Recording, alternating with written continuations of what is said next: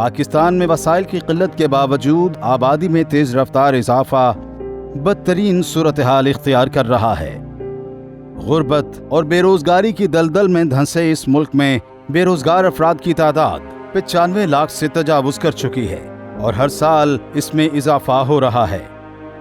23 کروڑ آبادی کا حامل یہ ملک دیکھتے ہی دیکھتے دنیا کا سب سے زیادہ آبادی والا 5واں ملک بن چکا ہے، جو خطرے کی گھنٹی ہے۔ وطن عزیز کو بڑھتی ہوئی آبادی کے باعث سنگین مسائل کا سامنا کرنا پڑ رہا ہے۔ ملک کے دیہی علاقوں میں فی خاتون 4.5 کی اوسط شرح پیدائش کے باعث یہ علاقے اضافی آبادی کو جذب کرنے کی صلاحیت نہیں رکھتے، جس کی وجہ سے دیہی علاقوں کے لوگ روزگار کی تلاش میں شہروں کا رخ کرتے ہیں، جس کا نتیجہ شہری سہولتوں پر اضافی دباؤ کی صورت میں نکلتا ہے۔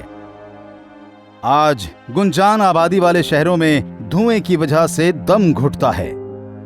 نومبر 2017 میں دہلی کے ایئر کوالٹی انڈیکس میں ہوا کی آلودگی کو خطرناک حد تک چھوتا ریکارڈ آج ہمارے حصے میں آ چکا ہے۔ ایئر کوالٹی کے انڈیکس کے حوالے سے لاہور کو دنیا کا آلودہ ترین شہر قرار دیا جا چکا ہے۔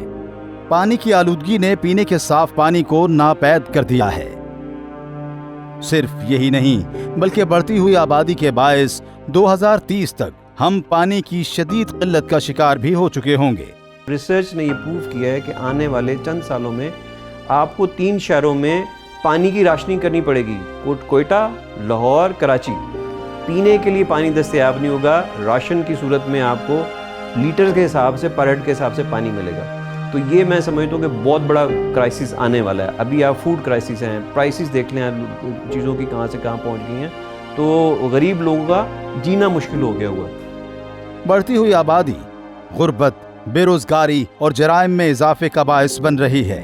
تیزی سے بڑھتی ہوئی آبادی وسائل کو ہڑپ کر رہی ہے، جس کی وجہ سے ترقی و خوشحالی کا خواب تعبیر کا روپ پانے میں ناکام ہے۔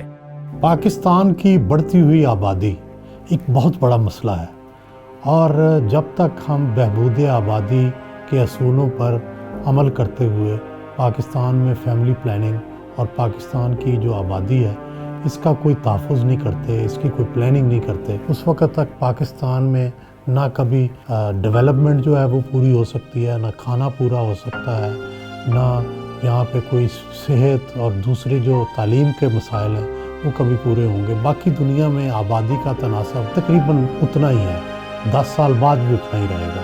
ہمارا ہر 10 سال کے بعد اتنا بڑھ جاتا ہے کہ مشکل ہو جاتی ہے۔ ہمارے سامنے بنگلہ دیش کی مثال ہے، ہمارے سامنے اور دنیا کے کئی ممالک کی مثالیں ہیں جن نے بڑا ایفیکٹولی اس کو کنٹرول کیا۔ ہمیں بھی چاہیے کہ اس کو ایفیکٹولی کنٹرول کریں، یہی پاکستان کے سب سے بڑے مسئلے کا حل ہے۔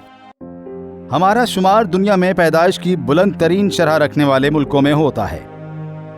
شرح پیدائش اور آبادی کے بڑھنے کی رفتار اگر اتنی زیادہ نہ ہو تو خاندانی وسائل اور غربت جیسے مسائل کو بہتر طریقے سے حل کیا جا سکتا ہے۔ ماہرین کا کہنا ہے کہ خواتین کو صحت کی سہولیات فراہم کرنے اور خاندان میں اضافے کے حوالے سے منصوبہ سازی میں ان کی شمولیت کا عمل آبادی کو کنٹرول کرنے میں معاون ثابت ہو سکتا ہے۔ قرآن نے خود ہمیں بتایا ہے کہ ایک ماں اپنے بچے کو والوالدات یردین اولادہن حولین کاملین 2 سال تک ایک ماں ایک بچے کو دودھ پلائے اور اس کو باؤنڈ کیا گیا ہے۔ اس کا مطلب یہ ہے کہ اگلے بچے کی پیدائش تک کم از کم فطری وقفہ 2 سال ہے، اور دوسری جگہ فرمایا وَحَمْلُهُ وَفِصَالُهُ 30 شہرًا، یعنی وہ 2.5 سال کا وقفہ ٹوٹل بنتا ہے۔ 30 ماہ بھی ایک جگہ پر ذکر کر دیے گئے۔ اسی طرح سے ازل کا ذکر کیا گیا ہے۔ یہ ساری چیزیں فطری اور طبعی طور پر اسلام کی طرف سے ریکمینڈڈ ہیں اور رہنمائی کی شکل میں مسلمانوں کو دی گئی ہیں کہ آپ ان ذرائع کو اور پھر اپنے وقت کے جدید ذرائع کو بھی آپ شریعت کی حدود میں رہتے ہوئے اختیار کر سکتے ہیں۔ آبادی میں توازن کا مطلب اپنے وسائل کے مطابق بچے پیدا کرنا ہے۔ وقت گزرنے کے ساتھ بڑھتی ہوئی مہنگائی نے بچوں کی پرورش کے اخراجات میں ہوش ربا اضافہ کر دیا ہے، لہٰذا ہر ایک کو اپنے خاندان کی تشکیل اپنے وسائل کے مطابق کرنی چاہیے تاکہ اپنے بچوں کی بہترین پرورش کے ساتھ انہیں معاشرے کا ایک مفید شہری بنا سکیں۔